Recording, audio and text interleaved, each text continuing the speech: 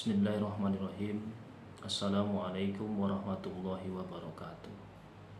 Alhamdulillahirabbil alamin wa bihi nasta'inu ala umuri dunya waddin. Shalatu wassalamu ala asrofil anbiya'i wal mursalin sayyidina wa maulana Muhammadin wa ala alihi wa sahbihi ajma'in, amma ba'd. Anak-anakku sekalian yang dirahmati Allah Subhanahu wa taala. Alhamdulillah, puji syukur kita alhamdulillahirabbil alamin. Pada kesempatan kali ini Allah masih berikan rahmat kepada kita semua sehingga kita dapat dipertemukan kembali dalam keadaan sehat walafiat. Mudah-mudahan pertemuan kita kali ini, mudah-mudahan pembelajaran kita kali ini senantiasa membawa manfaat, membawa keberkahan untuk kita semua. Amin ya rabbal alamin. Anak-anakku sekalian, sebelum kita jauh membahas tentang pembelajaran ini, ada baiknya kita bersama-sama berdoa kepada Allah Subhanahu wa taala, memohon kepada Allah Subhanahu wa taala agar senantiasa apa yang kita lakukan senantiasa diridhoi dan dilindungi oleh Allah Subhanahu wa taala. Bismillahirrahmanirrahim. Alhamdulillahirabbil alamin, arrahmanirrahim, maliki yaumiddin. Iyyaka na'budu wa iyyaka nasta'in. Ihdinas siratal mustaqim, siratal ladzina an'amta 'alaihim ghairil maghdubi 'alaihim waladdallin. Raditu billahi rabba wa bil islami dina wa bi Muhammadin nabiyya wa rasula. Rabbi zidni ilma warzuqni fahma, amin ya rabbal alamin. Anak-anakku sekalian yang dirahmati Allah Subhanahu wa taala. Pada pembelajaran kita kali ini kita akan bersama-sama membahas bab yang namanya thaharah. Tentu saja kita sudah tidak asing lagi sebenarnya dengan istilah thaharah, atau bahasa lainnya adalah bersuci. Kenapa kemudian thaharah itu menjadi pembahasan pertama atau bab pertama pada hampir semua buku-buku fikih, kitab-kitab klasik fikih di pesantren maupun di sekolah-sekolah formal? Kenapa tidak bab haji atau hal-hal yang lain? Karena pada dasarnya ketika kita melakukan ibadah pada umumnya, tentu saja yang menjadi syarat wajib utama yang pertama adalah harus bersuci dulu, harus suci dulu, baik badannya, baik tubuhnya, baik bajunya maupun tempatnya. Oleh karena itu thaharah menjadi pembahasan pertama dalam hampir semua buku-buku kajian fikih yang ada, yang kita pelajari bersama. Anak-anakku sekalian yang dirahmati Allah Subhanahu wa taala, ada sebuah ayat yang berbunyi innallaha yuhibbut tawabin wa yuhibbul mutatahhirin. Pada dasarnya Allah itu suka pada orang-orang yang bertaubat dan kepada orang-orang yang mensucikan dirinya. Ini adalah salah satu dasar bagaimana kita melaksanakan thaharah. Anak-anak sekalian yang dirahmati Allah Subhanahu wa taala, dalam pembelajaran thaharah tentu saja banyak hal yang perlu kita ketahui bersama. Thaharah pada dasarnya adalah bersuci. Bersuci, banyak hal yang terkait tentang bersuci dari hadas kecil maupun besar. Sebelumnya kita akan membahas dulu yaitu tentang bersuci dari hadas kecil maupun hadas besar. Hadas adalah sesuatu hal yang menyebabkan kita bisa menghalangi dalam melaksanakan ibadah. Oleh karena itu, untuk menghilangkan hadas tersebut, kita disyaratkan untuk bisa bersuci. Bersuci dari hadas berkenaan dengan perbuatan dan tinggalkan yang mengalis sesuatu hal, seperti contoh buang air kecil, buang air besar, dan yang lain-lain. Adapun hadas itu terbagi menjadi dua hal. Yang pertama hadas kecil dan yang kedua hadas besar. Apa itu hadas kecil? Hadas kecil adalah sesuatu hal yang dapat sesuatu hal yang kemudian dapat dihilangkan dengan cara berwudu. Dapat dihilangkan dengan cara berwudu. Orang yang hendak beribadah mahdoh, yang seperti melakukan sholat, harus dalam keadaan suci. Kesucian merupakan syarat sah dalam sebuah ibadah. Kemudian dalam sebuah berhadas, ada sebab-sebab hadas kecil. Hal-hal yang menyebabkan seseorang berhadas kecil, seperti contohnya sesuatu yang keluar dari dubur, seperti buang angin, hilang akal, bersentuhan kulit antara laki-laki dan perempuan, menyentuh dubur atau menyentuh kemaluan. Itu adalah bagian dari contoh-contoh hadas yang kecil. Kemudian hadas besar, suatu hadas yang kemudian cara menghilangkannya dengan cara kita bermandi, mandi wajib. Apa kemudian yang menyebabkan hadas besar? Yang pertama adalah berhubungan suami istri. Berhubungan suami istri itu adalah salah satu yang menyebabkan kita bukan hadas besar. Kemudian keluarnya air mani. Keluarnya air mani yang disebabkan oleh mimpi ataupun hal yang lainnya. Kemudian selanjutnya meninggal dunia, dan selanjutnya datang bulan haid ataupun nifas bagi seorang wanita.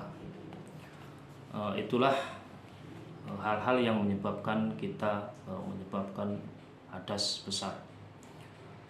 Kemudian toharoh adalah bersuci dari najis.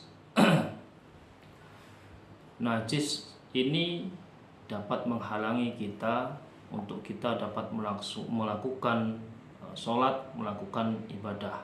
Oleh karena itu najis ini perlu kita bersihkan. Ada beberapa najis tersebut. Dalam kajian kita ini, dalam ilmu fikih ini, kita akan membahasnya tentang najis tersebut. Najis terbagi menjadi 3. Yang pertama yaitu najis mukhafafah, kemudian yang kedua najis mutawasitoh, dan yang ketiga najis mukhalatoh. Apa yang dimaksud dengan najis mukhafafah? Najis mukhafafah adalah tergolong najis golongan pertama yang ringan. Najis ini najis ringan, yaitu najis ini adalah contohnya air seni atau air kencingnya anak laki-laki yang belum berumur 2 tahun, yang belum makan apa-apa kecuali air susu ibunya. Ingat bahwasanya najis mukhafafah ini adalah air kencing anak laki-laki. Bagaimana kalau air kencing itu anak perempuan? Maka bukan termasuk dari golongan najis mukhafafah tersebut. Kemudian yang kedua adalah najis mutawasitoh. Najis mutawasitoh ini adalah najis yang sedang, termasuk golongan di tengah-tengah setelah najis mukhafafah tadi. Hal yang menyebabkan najis mutawasitoh seperti darah, nanah, muntah, bangkai. Najis mutawasitoh dibagi menjadi lagi, yaitu najis ainiyah dan najis hukmiyah. Najis ainiyah adalah najis yang kelihatan wujudnya, yang kelihatan bentuknya, warnanya, baunya, seperti kotoran hewan, kotoran manusia, yang baunya tercium, kemudian bentuknya juga nyata ada. Kemudian najis hukmiyah adalah najis yang tidak terlihat wujudnya, warnanya maupun baunya, tetapi najis ini diyakini keberadaannya. Seperti contohnya apa? Air kencing. Air kencing yang sudah mengering di celana atau pakaian. Najis ini tidak tampak, tidak terlihat wujudnya, juga warnanya tidak terlihat. Akan tetapi najis ini diyakini adanya. Itulah yang disebut dengan najis hukmiyah. Kemudian yang tingkatan terakhir atau yang paling berat adalah najis mughaladah. Najis mughaladah merupakan najis yang tingkatannya paling tinggi, yaitu najis yang berat. Najis ini bersumber dari anjing, babi, baik jilatannya, air seninya, kotorannya, dagingnya, tulangnya, darahnya maupun bangkainya. Sekali lagi, najis mughaladah adalah najis yang berat. Kemudian cara menghilangkan najis tersebut seperti apa? Nanti kita akan membahasnya bersama-sama. Terlebih dahulu kita akan bahas mengenai tentang alat-alat untuk bersuci dari hadas dan najis. Alat-alat yang dapat digunakan untuk bersuci dari hadas dan najis adalah seperti contohnya air, debu, tanah, batu, dan benda-benda keras lainnya. Yang pertama kita akan membahas tentang air. Air ini sesuatu hal yang sangat bermanfaat bagi kehidupan manusia. Hampir manusia itu tidak mampu hidup tanpa adanya air, baik untuk kebutuhan dapur, untuk kebutuhan makan, minum, dan lain-lain. Yang jelas bahwa air ini tidak bisa dipisahkan dari kehidupan manusia. Kita tidak bisa membayangkan bagaimana kehidupan manusia tanpa adanya air. Di balik air itu juga bermanfaat, ada juga kemudian air itu yang menimbulkan madarat. Yang mudah-mudahan air yang ada di lingkungan kita, air yang datang di lingkungan kita, di tempat kita adalah air yang membawa keberkahan, air yang mendatangkan sebuah manfaat. Air ditinjau dari segi hukumnya terbagi menjadi 4 macam. Antara lain adalah sebagai berikut: air suci dan mensucikan. Air merupakan air suci, dapat mensucikan sesuatu, dalam istilah fikih disebut tohir mutohir. Air ini dapat digunakan untuk bersuci, baik untuk berwudu, mandi besar, maupun mensucikan dari najis. Air ini disebut juga dengan air mutlak karena masih asli dan murni. Air mutlak adalah air yang tidak bercampur dengan sesuatu apapun. Sementara itu, air yang telah dicampur dengan sesuatu seperti contohnya minuman yang lain, teh, susu, kopi, atau yang lain sejenisnya, tidak termasuk dalam golongan air mutlak ini. Adapun yang termasuk air jenis ini adalah sebagai berikut. Contohnya air hujan, air es, air embun, kemudian sumber mata air. Allah berfirman, wa yunazzilu 'alaikum minas sama'i ma'an liyutahhirakum bih. Surat Al-Anfal ayat 11. Dan Allah menurunkan air hujan, air dari langit kepadamu untuk menyucikan kamu dengan hujan itu. Kemudian selain air es, air embun, air hujan, ada lagi air laut. Ini berdasarkan sebuah hadis Rasulullah SAW sebagai berikut. An Sa'id bin Salamah annahu sami'a Abu Hurairah yaqulu sa'ala rajul Rasulullah SAW faqala ya Rasulullah inna narkabul bahr wa nahmilu ma'anal qalila minal ma' fa in tawadda'na bihi atishna fanatawaddau minal bahr.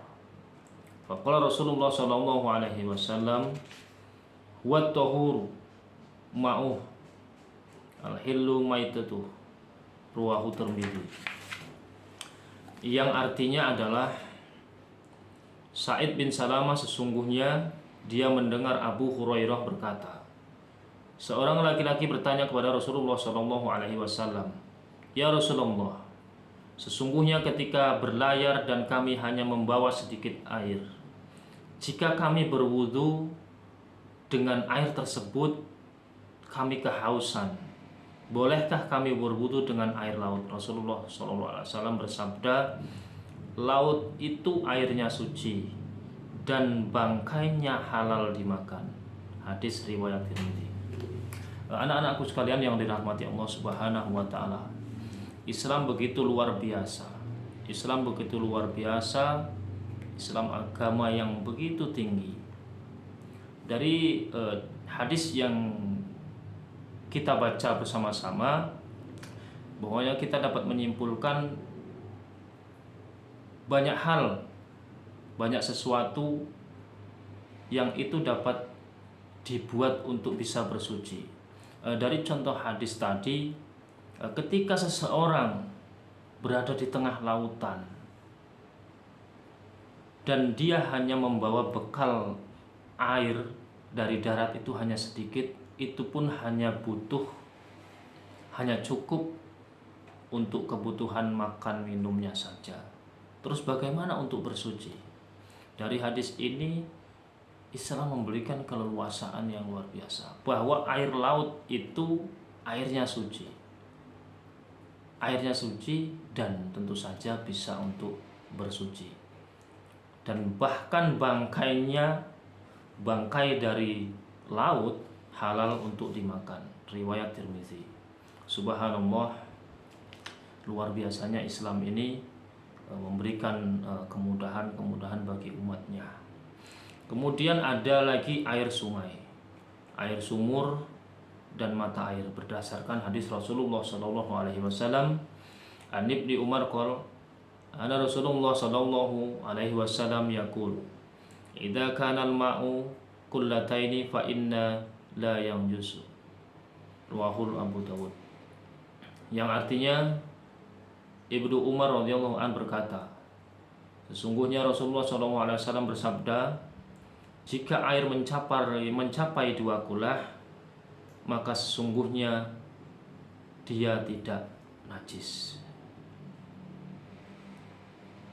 Air sungai, air sumur, mata air. Mata air adalah sumber air yang berasal dari tanah.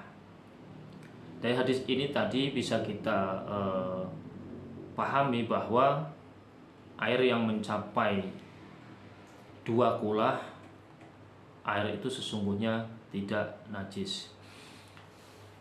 Kemudian ada jenis air lagi, yaitu air suci tapi tidak mensucikan.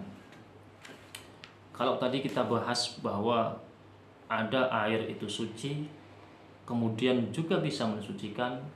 Nah, ini juga ada air yang suci tapi dia tidak bisa untuk mensucikan.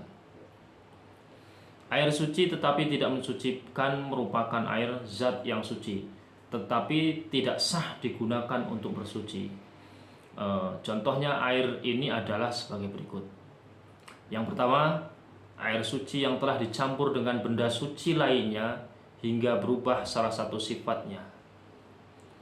Jadi air suci yang dicampur dengan air suci lainnya yang menyebabkan zatnya berubah, yang menyebabkan sifatnya berubah, yang kemudian menyebabkan rasanya juga berubah. Air ini air suci tapi tidak mensucikan. Lalu apa air itu? Kita contohkan adalah di sini seperti contoh air teh, air kopi, air susu, kemudian seperti contoh minuman-minuman yang lain. Pada dasarnya air itu suci, akan tapi dicampur dengan bahan yang lainnya yang kemudian dapat menyebabkan sifatnya berubah. warnanya berubah, rasanya berubah. Dan air ini tergolong air suci tapi tidak mensucikan. Kemudian yang kedua, ada air mustakmal. Apa itu air mustakmal? Air mustakmal yaitu air yang sedikit yang telah digunakan untuk bersuci walaupun tidak berubah sifatnya. Sekali lagi, air mustakmal adalah air yang telah digunakan untuk bersuci walaupun tidak berubah sifatnya. Yang selanjutnya adalah air pohon-pohonan atau buah-buahan. Seperti contoh air kelapa. Kemudian ada sejenis kelapa yang dinamakan dengan siwalan. Air jenis ini tidak dapat digunakan untuk bersuci walaupun suci. Meskipun dalam keadaan seperti apa kita menemukan kelapa misalnya, kemudian tidak ada air di situ, ada air kelapa, ini tidak bisa untuk bersuci karena termasuk air suci tapi tidak mensucikan. Yang selanjutnya air mutanajis. Apa itu air mutanajis? Air mutanajis merupakan air yang terkena najis. Air yang kurang dari 2 kulah, tidak berubah sifatnya, air tersebut tidak sah digunakan untuk bersuci. Namun jika air itu lebih dari 2 kulah dan tidak berubah sifatnya, air itu tetap sah digunakan untuk bersuci. Air mutanajis adalah air yang sudah terkena najis dan ukurannya ini kurang daripada 2 kulah. Kemudian yang selanjutnya ada air musammas. Air musammas merupakan air yang menjadi panas. Kalau air menjadi panas berarti awal mulanya air ini tidak panas. Kenapa menjadi panas? Mari kita lihat. Air menjadi panas karena diletakkan di tempat yang terkena air sinar matahari, dalam wadah bahan logam seperti besi, tembaga yang selain emas dan perak. Air musammas hukumnya suci dan menyucikan, namun makruh untuk digunakan bersuci. Jadi air musammas adalah air yang di dalam wadah bejana, wadah logam. Ini disebutkan selain emas dan perak, besi, kuningan, dan lain-lain. Yang air tersebut menjadi panas bukan karena dibakar, akan tapi panasnya tersebut disebabkan oleh terkena sinar matahari. Nah, air ini disebut dengan air musammas. Itulah tadi beberapa jenis-jenis air dan kemudian manfaatnya untuk bersuci. Kemudian ada alat lagi untuk bersuci.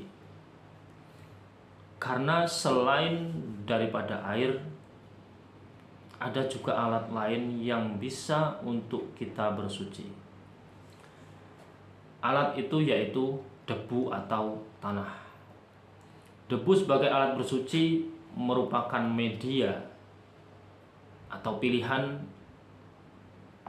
yang apabila kita tidak mampu menemukan air. Ketika kita bersuci menggunakan debu, maka ini sudah bukan disebut wudhu. Ini disebut dengan tayamum. Tayamum ini sebagai pengganti wudhu. Inilah salah satu luar biasanya Islam tadi yang seperti kita bahas di awal tadi. Bahwa Islam bukan agama yang kaku. Bukan agama yang kaku. Agama yang penuh dengan kemudahan bagi umatnya yang mau untuk melaksanakannya. Seperti contoh ini, ketika kita tidak mampu menemukan air atau kita ada masalah dengan air, maka pilihan lainnya adalah dengan bertayamum. Media tayamum itu dengan menggunakan debu. Nah, dan tentu saja debu ini harus ada syaratnya, yaitu debu yang suci. Bukan debu yang ada di jalan-jalan yang kemudian kotor, terkena najis, itu tidak bisa dan tidak disyaratkan untuk menjadi alat untuk tayamum. Sekali lagi, debu yang suci. Seperti kita contohkan, misalnya debu yang menempel di tembok, debu yang menempel di dinding, debu yang menempel di kaca, yang itu diyakini oleh kita suci dan tidak terkena najis. Apa yang menyebabkan kemudian orang menjadi diperbolehkan tayamum? Yang pertama, tentu saja tidak adanya air. Tidak adanya air. Apakah mungkin terjadi? Tentu saja mungkin. Mungkin di lingkungan kita atau di negeri kita, di Indonesia ini, mungkin hal tersebut jarang sekali ada. Tetapi mungkin di daerah Arab sana bisa jadi mungkin tidak menemukan air dan adanya hanya debu, maka digunakanlah debu itu untuk bersuci. Kemudian yang menyebabkan tayamum lagi juga bisa ketika seseorang sakit misalnya, yang sakit tersebut tidak diperbolehkan oleh medis atau dokter untuk menyentuh atau bersentuhan dengan air, yang mungkin apabila seseorang tersebut terkena air dapat menyebabkan sakitnya lebih parah. Nah, ini diperbolehkan bersuci dengan cara tayamum menggunakan debu. Kemudian ada lagi hal yang membolehkan tayamum. Kita punya air, akan tetapi air itu hanya sedikit. Air itu hanya sedikit. Dan di situ terdapat hewan yang sangat membutuhkan air. Hewan tersebut kehausan.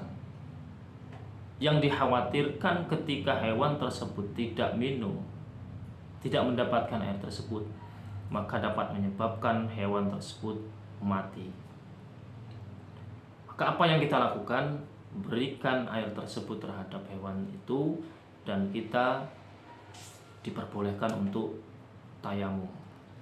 Kemudian ada alat lain lagi selain air, debu, yaitu batu.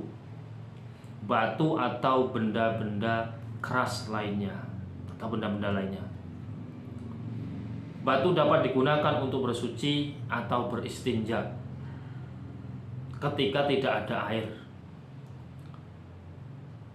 Istinja artinya membersihkan dubur setelah buang hajat atau buang air besar. Adapun jumlah batunya, ini disyaratkan jumlah batunya 3. Adapun jumlah batunya itu 3.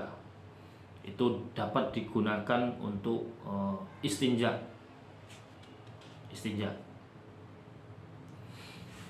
Ini apabila sekali lagi tidak dapat menemukan air. Itulah tadi beberapa alat-alat yang bisa digunakan untuk bersuci. Kemudian kita berlanjut kepada tata cara bersuci dari hadas dan najis. Yang pertama, cara bersuci dari hadas. Seperti yang kita jelaskan sebelumnya, hadas itu terbagi menjadi 2 hal, yaitu hadas kecil dan hadas besar. Yang pertama, bersuci dari hadas kecil. Bersuci dari hadas kecil, nanti kita lanjutkan kepada bersuci dari hadas yang besar. Kita sekarang membahas bersuci dari hadas kecil dulu. Bersuci dari hadas kecil. Cara mencucikan hadas kecil, bagaimana caranya? Yaitu dengan cara berwudu ataupun dengan cara tayamum. Sekarang kita bahas tentang wudu tersebut. Yang pertama dengan cara berwudu. Jelas ketika kita membahas wudu, maka kita tidak terlepas dengan membahas air. Karena jelas alat untuk berwudu adalah air. Tidak mungkin wudu menggunakan debu atau bahkan batu. Itu sama sekali tidak disyaratkan dan tidak diperbolehkan. Berwudu menggunakan air. Salah satu firman Allah Subhanahu wa taala, Ya ayyuhalladzina amanu idza qumtum ilas sholati faghsilu wujuhakum wa aydiyakum ilal marafiq wamsahu bi ru'usikum wa arjulakum ilal ka'bain. Surat Al-Maidah ayat 6. Yang artinya, wahai orang-orang yang beriman, apabila kamu hendak melaksanakan sholat, maka basuhlah wajahmu dan tanganmu sampai ke siku, dan sapulah kepalamu atau dibasuh kedua kakimu sampai kedua mata kaki. Ini adalah salah satu landasan kita untuk melaksanakan berwudu, yaitu surat Al-Maidah ayat 6. Kemudian Rasulullah SAW juga bersabda, An Abi Hurairah radhiyallahu anin Nabi sallallahu alaihi wasallam qala, La yaqbalullahu salata ahadikum idza ahdasa hatta yatawadda. Yang artinya, Abu Hurairah radhiyallahu anhu berkata, Nabi sallallahu alaihi wasallam bersabda, Allah tidak menerima salat seseorang di antara kamu jika berhadas sehingga dia berwudu. Sudah jelas tadi ayatnya di surat Al-Maidah ayat 6 bahwa ketika kita berhadas maka disyaratkan untuk berwudu. Ditambah lagi, dikuatkan lagi dengan sabdanya Rasulullah SAW yang diriwayatkan oleh Bukhari. Syarat sah berwudu. Berwudu itu ada syaratnya tentu saja. Syarat sah berwudu. Yang pertama Islam. Yang kedua tamyiz. Tamyiz ini adalah seseorang yang mampu membedakan mana perkara baik dan mana perkara buruk. Yang kedua, menggunakan air yang suci dan mensucikan, seperti yang kita bahas tadi bahwa ketika kita berbicara wudu tentu saja tidak terlepas juga tentang berbicara tentang air. Yang selanjutnya, tidak dalam keadaan berhadas besar, yang artinya bahwa wudu ini hanya berlaku untuk hadas kecil. Yang kelima, tidak ada yang menghalangi aliran air pada anggota tubuh yang dibasuh seperti cat, getah, tato, dan benda-benda lainnya. Yang artinya bahwa ketika kita berwudu, saya contohkan ini untuk tangan, tidak ada benda atau apapun itu yang mampu menghalangi air untuk bisa menyentuh kulit, seperti adanya cat, lem, getah, atau benda-benda yang lain yang mampu menghalangi datangnya air. Itu kita hilangkan dulu. Ketika ada cat, ada getah atau apapun, kita bersihkan dulu, baru kita melaksanakan wudu.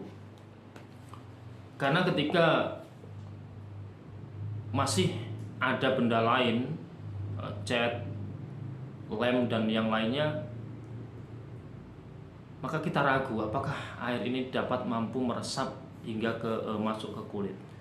Oleh karena itu, maka disarankan dan disarankan sebelum kita melaksanakan wudu, kita pastikan dulu bahwasanya anggota tubuh kita sudah bersih, tidak ada sesuatu hal yang dapat mampu menghalangi datangnya air. Yaitu tadi adalah syarat sahnya wudu. Kemudian ada rukun wudu. Rukun wudu adalah bagian dari wudu yang menjadi tiang penyangga utamanya. Apabila salah satu rukun wudu tidak terlaksana, wudu tidak menjadi sah hukumnya.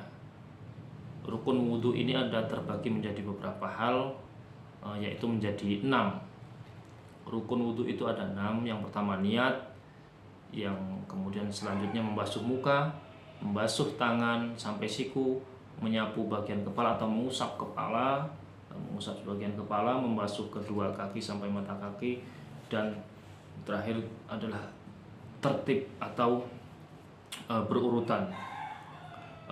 Itulah tadi beberapa hal tentang rukun wudhu. Sebelumnya ada syarat sahnya wudhu, ada juga rukunnya wudhu. Syarat sah ini adalah syarat yang mesti dipenuhi sebelum kita melakukan wudhu. Kita harus Islam, memang dipastikan harus Islam. Kemudian airnya ada, tentu saja air ini harus air suci dan tidak dalam keadaan berhadas besar. Kemudian tidak ada hal yang menghalangi di anggota tubuh kita yang dapat menghalangi air. Kemudian rukun wudhu. Anak-anakku sekalian yang dirahmati Allah Subhanahu wa taala, itulah tadi kita sudah membahas tentang beberapa hal yang kaitannya tentang toharoh, sampai kita di bab wudhu. Yang ini tentu saja belum kita bahas semua dan belum selesai. Nanti kita akan bahas kembali di pertemuan kita yang akan datang pada pembelajaran-pembelajaran yang selanjutnya. Anak-anakku sekalian yang dirahmati Allah Subhanahu wa taala, demikian yang dapat saya sampaikan.